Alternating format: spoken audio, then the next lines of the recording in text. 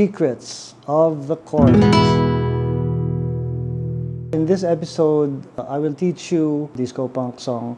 Sobrang simple lang ng riff nito. Nasa A tayo. At yung unang riff niya ay kukunin sa D string, 7th fret, which is the octave of the A.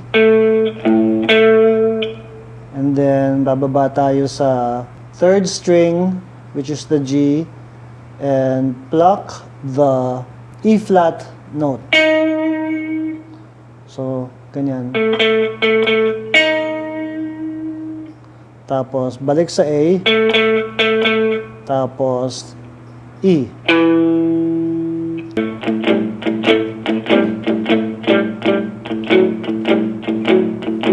Yun, I hope you enjoyed this episode.